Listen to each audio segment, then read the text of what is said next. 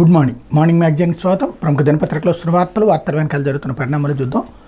గత 5 సంవత్సరాల నుండి ఆంధ్రప్రదేశ్ ప్రజల్ని ఎంత మోసం చేస్తుంది, ఎంత తప్పుడు ప్రచారం చేస్తుంది. నిజం 4 ముక్కలైతే అబద్ధాన్ని 60 ముక్కలుగా ప్రొజెక్ట్ చేసేటటువంటి ఈనాడు వ్యవహార శైలి. ఆ ఈనాడు వార్తలనే ఇప్పుడు అడ్వర్టైజ్మెంట్గా తెలుగుదేశం పార్టీ హైలైట్ చేసిందనమాట. అంటే ప్రజల్ని ఇంతకాలం ఎలా మోసం చేస్తుంది ఈనాడు అంటే ఆ మోసమే ఇక్కడ తెలుగుదేశం నమ్ముతోంది అన్నటువంటి పాయింట్ ఇక్కడ కనబడుతుంది. ఇందులో మీ భూమి మీది కాదు, తాగండి ఓగండి, ఎన్నికల వేళ షాకులే ఇట్లాగా వేయబడతాయి. ఇందులో 10th కుర్రోని తగలెట్టేశారు పోలీస్ స్టేషన్లో శిరోమండనం, ఇట్లాంటి లోకల్గా జరిగినటువంటి సంఘటనలు కరెక్ట్. మిగతా నిరుద్యోగంలో నెంబర్ 1 అన్నట్టు. నిరుద్యోగంలో ఇప్పుడు వచ్చిన ఆంధ్రప్రదేశ్ చరిత్రలో గత 70 ఏళ్లలో ఎప్పుడూ రానన్న ఉద్యోగాలు వచ్చింది ఇప్పుడే. ఇలాంటివన్నీ కూడా తెలియనీయకుండా తప్పుడు ప్రచారంతో నడుపుతున్నారు అనడానికి సాక్ష్యం ఇది.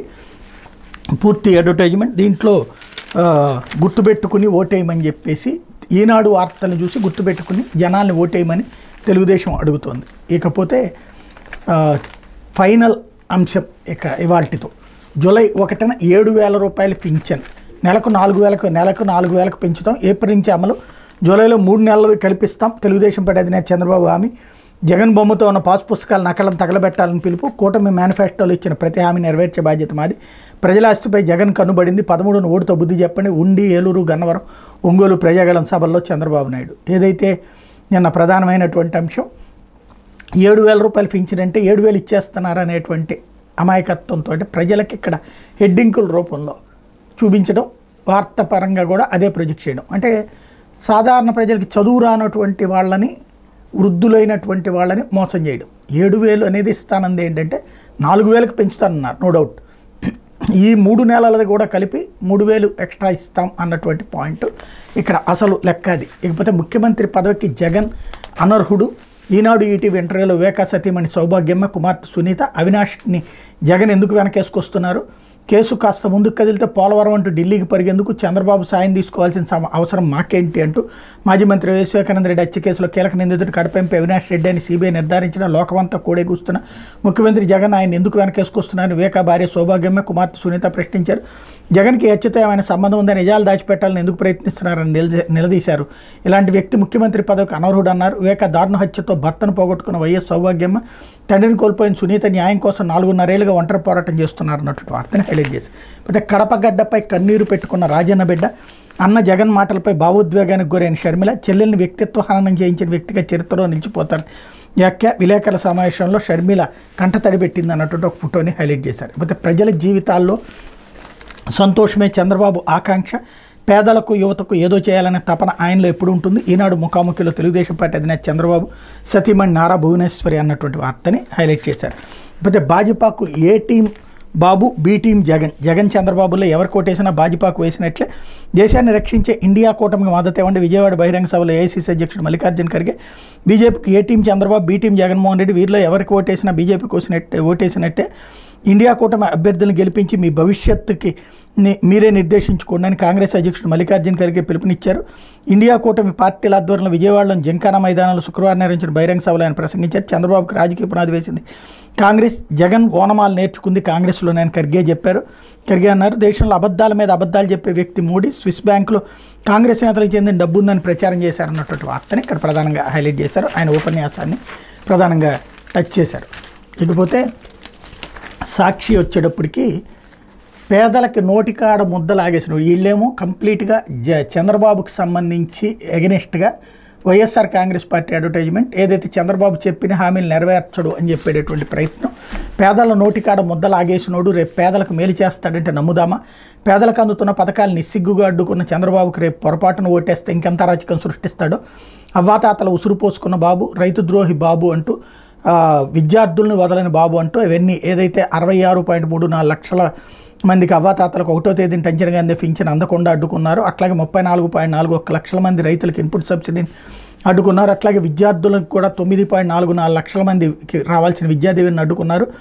అట్లాగే ఆసరా కింద 78.94 లక్షల మందికి ఇచ్చేటటువంటి డబ్బులు 4.95 లక్షల మందికి వైఎస్ఆర్ ఏబీసీ నేస్తం, 31 లక్షల మందికి వైఎస్ఆర్ చేయూత పథకాలు అందకుండా అడ్డుకున్నారని, వాలంటీర్లకి 5 కోట్ల మందికి నిత్యం అందించేటటువంటి వాళ్ళని అడ్డుకున్నారు. పేదలకు ఇంగ్లీష్ మీడియం వద్దన్నారు బాబు. 84 లక్షల మంది విద్యార్థులు అన్యాయం అయిపోతారు. ముస్లిం రిజర్వేషన్ రద్దు చేస్తామనే వాళ్ళతో దోస్తీ చేస్తున్నారు.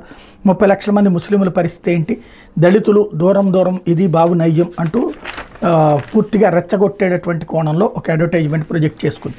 లేకపోతే సాక్షి గొంతు నొక్కేస్తున్నారు అంటూ మంగళగిరి, పుత్తూరు, కడప ఎన్నికల సభలో సీఎం వైఎస్ జగన్ 5 ఏళ్లకు ఎన్నుకున్న ప్రభుత్వాన్ని 57 నెలలకే అంతం చేసే కుట్రలు, మీ జగన్ నొక్కిన బట్టన్లకు కోడ్ పేరుతో డబ్బులు ఆపేశారు, మీరు నులిమేది నా అవ్వాతాతలు, అక్కా చెల్లెమ్మలు, రైతన్నలు, విద్యార్థుల గొంతులువే, ఇవేవో ఎన్నికల కోసం తెచ్చిన పథకాలు కావు, ఎన్నికలకు 2-3 నెలల ముందు తెచ్చినవి అంతకంటే కాదు, 5 ఏళ్లుగా కొనసాగుతున్న స్కీములను అడ్డుకున్నారు, అవ్వాతాతలు ఇంటికే పెన్షన్ అడ్డుకున్నారు, వీటి కోసం మీ బిడ్డ కోర్టుకు వెళ్లాల్సిన పరిస్థితి తెచ్చారు, చంద్రబాబు ఓసరవెల్లి రాజకీయాలు, వెనకబాటుతనం ఆధారంగానే ముస్లింలకు 4% రిజర్వేషన్లు, మైనార్టీలకు మీ బిడ్డ జగన్ ఎప్పటికీ తోడుగా ఉంటాడు, వైఎస్ఆర్ బాటలో మరో 4 అడుగులు ముందుకేశాం, ముస్లింలకు 7 అసెంబ్లీ సీట్లు ఇచ్చి రాజకీయ రిజర్వేషన్లు కల్పించిన ఘనత మనదే అంటూ నిన్న జగన్మోహన్ రెడ్డి స్పీచ్ల్ని హైలైట్ చేశారు. లేకపోతే కదిలించిన కడప చైతన్యం అంటూ కడప ఎన్నికల సభలో ముఖ్యమంత్రి వైఎస్ జగన్ దేశంలోని వ్యవస్థలను మీ బిడ్డ మీద ప్రయోగించిన వారితో కలిసిపోయిన వాళ్ళు వైఎస్ఆర్ వారసుల, కాంగ్రెస్కి ఓటేస్తే వైఎస్ఆర్ పేరు కనబడకుండా చేసే కుట్రలో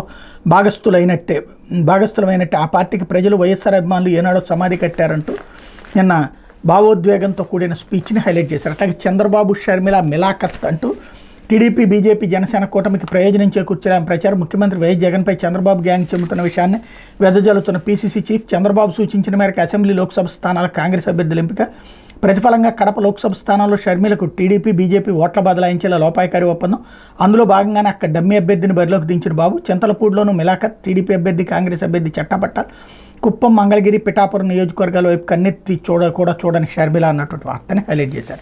అయితే బాబు బార్ కోడ్ కుట్ర అంటూ ఉయి యాప్ పేరుతో ఎన్నికల అక్రమాలకు బరితెగింపు, అధికారంలో ఉండగా ప్రజాసాధికార సర్వే పేరుతో డేటా చౌర్యం, ఇప్పుడు ఉయి యాప్లో ఓటర్ల సమగ్ర సమాచారం, ఓటర్ల స్లిప్తో ప్రత్యేక బార్ కోడ్ ఉన్న కరపత్రాలు పంపిణీ, బార్ కోడ్ స్కాన్ చేయగానే హైదరాబాద్ నుంచి డిజిటల్ చెల్లింపులు, ఓటర్కి 5,000 చెల్లిస్తున్నట్టు సమాచారం, ఇందుకోసం 3 అంచెల వ్యవస్థ ఏర్పాటు, బూత్ కమిటీల ద్వారా ఇంటెంటా స్లిప్పులు పంపిణీ, దీని పర్యవేక్షణ, బార్కోడ్ స్కాన్కి మరో బృందం, మొత్తం పర్యవేక్షణకు హైదరాబాద్లో కమాండ్ కంట్రోల్ సెంటర్, నియోజకవర్గానికి 87.5 కోట్ల చొప్పున డిజిటల్ చెల్లింపులు, 3 అంచెల వ్యవస్థలకు అదనపు చెల్లింపులు, మాచర్ల, మైలవరం, ఒంగోలులో బయటపడ్డ వ్యవహారం, చర్యలు తీసుకోవాలని ఈసీకి, డీజీపీకి వైఎస్ఆర్సీపీ ఫిర్యాదులు అన్నటువంటి వార్తని హైలైట్ చేసరికైతే ఇక్కడ 87 కోట్లు తెలుగుదేశం పార్టీ నియోజకవర్గానికి ఖర్చు పెడుతుందంటే నమ్మడానికి ఎవరూ సిద్ధంగా లేరు. ఇది ఫ్యాబ్రికేటెడ్ స్టోరీ. ఆ బార్ కోడ్ ఇట్లాంటిది ఏదో చేస్తుండొచ్చు కానీ ఫ్యాబ్రికేటెడ్ స్టోరీ లాగా కనబడుతుంది. లేకపోతే హైకోర్టు కన్నా మీరే ఎక్కువ, ప్రజలు వారి సొమ్మును వారు పొందకుండా ఎందుకు అడ్డుకుంటున్నారు, సింగిల్ జడ్జి ఉత్తర్వులను ఎందుకు అమలు చేయలేదు, మీ ఉత్తర్వులను అబేయన్స్లో పెట్టిన తర్వాత ప్రభుత్వాన్ని వివరణ కోరడం ఏంటి, గతంలో ఏపీలో పసుపు కుంకుమకు, అన్నదాత సుఖీబావుకు, తెలంగాణలో రైతు బంధుకు అనుమతి ఇచ్చారుగా, ఇప్పుడు ఎందుకు అనుమతి ఇవ్వరు, ఇవి పాత పథకాలేగా, మీ భిన్న వైఖరులు ఆందోళన కలిగిస్తున్నాయి, ఎన్నికల సంఘంపై నిప్పులు జరిగిన సీజే ధర్మాసనం, రిజిస్ట్రీని బెదిరించడంపై పిటిషనర్ల మీద మండిపడ్డ ధర్మాసనం, ఎన్ఓసీ ఇవ్వకుండా ఈసీ మరిన్ని వివరణలు అడిగింది, ఎన్ఓసీ లేకుండా బ్యాంకుల నిధులు పంపిణీ చేయలేవు, ఈసీ తీరుతో నిధులు పంపిణీ చేసే పరిస్థితి లేదు, హైకోర్టుకు నివేదించిన అడ్వకేట్ జనరల్, ఈసీ వల్ల నిధులు పంపిణీ ఆగిపోయిందని ఉత్తర్వులో పేర్కొన్న ధర్మాసనం, అనామక నవతరం పార్టీ చేత అప్పీలు చేయించిన చంద్రబాబు అంటూ, మోకాలడ్డింది చంద్రబాబు అంటూ, నవతరం అనేటువంటి పార్టీ ఏదైతే గాజు గ్లాస్ గుర్తుకి మొన్నటిదాకా అదే తీసుకుంది, అదే సందర్భంలో ఇటు చంద్రబాబు నాయుడికి సంబంధించి బాబే ఇదంతా నడిపిస్తున్నాడు అన్నటువంటి వార్తని హైలైట్ చేశారు. లేకపోతే కూటమి కళ్ళ ముందు ఓటమి, తారాస్థాయికి చేరిన టీడీపీ అరాచకాలు, తీవ్ర ఫ్రస్ట్రేషన్లో చంద్రబాబు, పవన్ కళ్యాణ్, చెప్పుకోవడానికి చేసిన మేలేమి లేక సీఎం జగన్పై పడిన పచ్చనేతలు, ఎవరి భూములపై వారికి సర్వహక్కులు కల్పించే ల్యాండ్ టైటిలింగ్ యాక్ట్పై విష ప్రచారం, రైతులు, విద్యార్థులు, మహిళల ఖాతాల్లో నిధులు జమ కాకుండా మోకాలడ్డు, జగన్పై దూషణలు, దాడులకి ఉసుగొలుపుతూ రెచ్చిపోతున్న పవన్, బాబు రెచ్చగొట్టడంతోనే విజయవాడలో సీఎం జగన్పై అత్యాయత్నం, బీసీ నేత ఆర్ కృష్ణపైన దాడి, వైఎస్ఆర్సీపీ అభ్యర్థులు, నేతలు, కార్యకర్తలపై గుండాయుధం అన్నటువంటి వార్తని హైలైట్ చేశారు.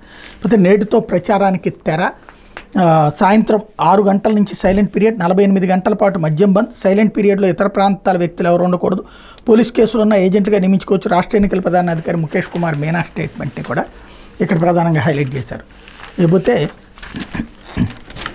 ఆంధ్రజ్యోతిలో కూడా తెలుగుదేశం పార్టీ యాడ్, జ్యోతిలో వచ్చిన వార్తల్ని ఇక్కడ కాదు, మొత్తం ఈనాడు, జ్యోతిలో రెండింటికి సంబంధించినటువంటి వార్తల్ని వీళ్ళు హైలైట్ చేశారనమాట. యాడ్స్ పరంగా చూసుకుంటే ఈనాడు, జ్యోతి ఇంతకాలం జనం మీద ఏది విషయం చెబుతూ వచ్చారు, ఏది అబద్ధాలు ప్రచారం చేశారు, లేకపోతే ఏది ఎగ్జాగరేటెడ్ ప్రచారం చేశారని కనబడుతుంది. లేకపోతే బటన్ కుట్రలు బద్దలు అంటూ జగన్నాటకం బయటపెట్టిన ఎన్నికల కమిషన్ జనవరి మార్చి మధ్య 6 పథకాలకు బటన్ నొక్కుడు, నెలలు దాటినా ఖాతాల్లో జమ చేయని జాప్యం, పోలింగ్ ముందు ఖాతాల్లో వేసి లబ్ధి పొందే కుట్ర, హైకోర్టు ఇచ్చిన వెసులుబాటుతో అర్ధరాత్రి హంగామా, అనుమతి కోసం ఈసీకి సీఎస్ జవహర్ రెడ్డి లేక వరుస ప్రశ్నలు సాధించిన ఎన్నికల కమిషన్ జనవరి మార్చి మధ్య మీ ఆర్థిక పరిస్థితి ఏంటి, 6 పథకాలకు ఇప్పుడే నిధులు ఎలా వచ్చాయి, ఇవే పథకాలకు గతంలో ఎప్పుడు జమ చేశారు, ఇన్ని నెలలు ఇవ్వకుండా ఇప్పుడు అర్జెంట్ ఏంటి, బదులు ఇవ్వాలని సీఎస్కు ఈసీ ఆదేశాలు, సీఎస్ సమాధానంతో కుట్రపై మరింత స్పష్టత, కావాలనే నిధులు విడుదల చేయలేదని నిర్ధారణ, పోలింగ్ తర్వాతే జమ చేయాలని సీఎస్కి ఆదేశం అన్నటువంటి వార్తని హైలైట్ చేశారు. లేకపోతే ఇది జరిగింది అంటూ 4 నెలల కిందట నొక్కిన బటన్లు ఎన్నికల ముందు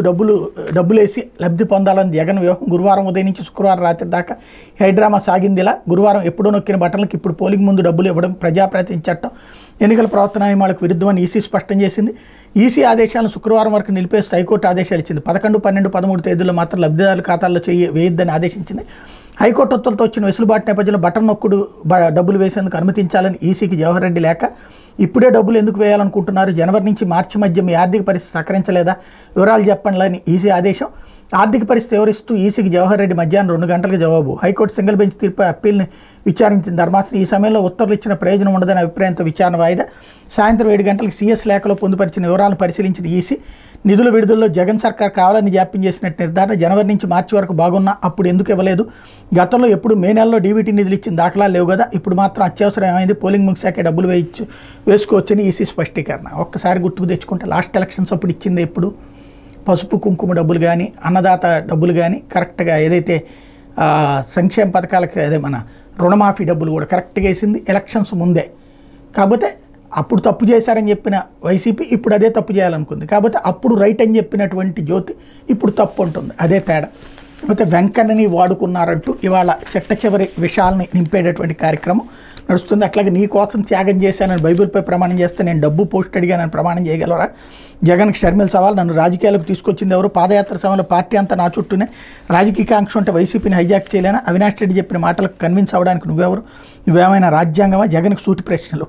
దస్తగిరికి మరి వీళ్ళెట్టాక కన్విన్స్ అయ్యారు, అది కాదు ఇక్కడ పాయింట్. జగన్కి ఓటేస్తే ఉరితాడే, మీ బిడ్డనంటూ మీ భూమి కొట్టేస్తాడు చంద్రబాబు, ఆయన మళ్ళీ వస్తే మీ ఆస్తి మీది కాదు, భూ రికార్డులు ప్రైవేట్ ఏజెంట్ వద్ద పెడతారట, టైటిలింగ్ రిజిస్ట్రేషన్ ఆఫీసర్ ఆయనే నామినేట్ చేస్తాడట, కోర్టుకు వెళ్ళకూడదట, జగన్ ప్రైవేట్గా పెట్టుకున్న వ్యక్తికి ప్రజల ఆస్తులు పెత్తనం ఏంటి, మన భూమి మన బిడ్డలకు దక్కాలంటే ఈ దొంగ బిడ్డను ఇంటికి తరలించాలి. నేటి సాయంత్రం 4 గంటలకు ఆ చట్టం ప్రతులను చించి చెత్తబుట్లో పారి నా 2వ సంతకం ల్యాండ్ టైటిలింగ్ రద్దుపైన రాజముద్రతో కొత్త పాస్ పుస్తకాలు ఇస్తా అన్నటువంటి వార్తని హైలైట్ చేశారు. ఆస్తుల రక్షణ కోసం కూటమికే ఓటేయండి, లేదంటే జగన్ వచ్చి ప్రజల ఆస్తులు అమ్మేస్తాడు, వైసీపీ నేతలకు తెలుగు జాతి తలవంచదు, వారిని మట్టిలో పాతేస్తాం, ఎన్నికలకు ముందే జగన్ భయపడుతున్నాడు. ఏపీ దశ మార్చి ఎన్నికలు పిఠాపురం సభలో జనసేన అధినేత పవన్ కళ్యాణ్ రోడ్ షోకి దారి పొడవున ప్రజల బ్రహ్మరథం అన్నటువంటి వార్తని హైలైట్ చేశారు. లేకపోతే భారతి నన్ను నరికేస్తారు, షర్మిల నరికేస్తారు, మాకు ప్రాణహాని ఉంది, అన్నిటికీ తెగించి పోరాడుతున్నా, నా పిల్లలకు వీలునామా రాసి వచ్చా, సింగిల్ ప్లేయర్గా ఉండాలనే వివేక హత్య, జగన్ ఎదిరించగల సత్తా ఉందనే భయం, వివేక కుమార్తె సునీత సంచలన వ్యాఖ్యలు అన్నటువంటిది. చివరికి భారతిని కూడా లాగారు. వీళ్ళకి మెయిన్ కావాల్సిందైతే వాళ్ళ కుటుంబం మీద పెత్తనం, జగన్ కుటుంబం మీదన ఈ చెల్లెళ్ల పెత్తనానికి ఇబ్బంది ఎదురవుతుంది, వీళ్ళు మాత్రం వీళ్ళ భర్తల కుటుంబాల మీద పెత్తనం వీళ్ళ చేతుల్లోనే ఉంటుంది, అదే ఇక్కడ స్పెషాలిటీ. ఇకపోతే హిందూ ముస్లింలు 2 కళ్ళు, ముస్లింల రక్షణకు కట్టుబడి ఉన్నాం, ముస్లిం మత పెద్దలతో ఆత్మీయ సమావేశంలో చంద్రబాబు కూటమి అభ్యర్థులు గెలిపించాలని విజ్ఞప్తి, 5 ఏళ్ల వైసీపీ పాలనలో ఆంధ్రప్రదేశ్ 30 సంవత్సరాలు వెనక్కి వెళ్ళిందని ప్రజలు స్వేచ్ఛ కోల్పోయి భయం గుప్పిట్లో బతుకుతున్నారు తెలుగుదేశం పార్టీ అధ్యక్షుడు చంద్రబాబు అన్నారు. ముస్లింలపై ముందు ఎన్నడూ లేనని అఘాయిత్యాలు జరిగాయని ఆందోళన వ్యక్తం చేశారు. హిందువులు ముస్లింలకు తనకు 2 కళ్ళుగా భావించారు, ముస్లింల రక్షణ టీడీపీ కట్టుబడి ఉందని అన్నారన్నటువంటి వార్తని హైలైట్ చేశారు. లేకపోతే ఆస్తుల రక్షణకు కూటమికే ఓటేయండి అంటూ వైసీపీ నేతలకు తెలుగు జాతి తలవంచదన్నటువంటి వార్తని. లేకపోతే బాబు కోసం కాంగ్రెస్ కుట్రలు అంటూ తెలంగాణ సీఎం రేవంత్ రెడ్డి ఆయన మనిషి అవినాష్ చిన్నపిల్లాడు మరోసారి జగన్ సమర్థన, మంగళగిరి, పుత్తూరు, కడపలో ప్రచార సభలు అన్నటువంటి వార్తని హైలైట్ చేశారు. ఇది దినపత్రికలో వచ్చినటువంటి వార్తలు వెనకాల జరుగుతున్న పరిణామాలు.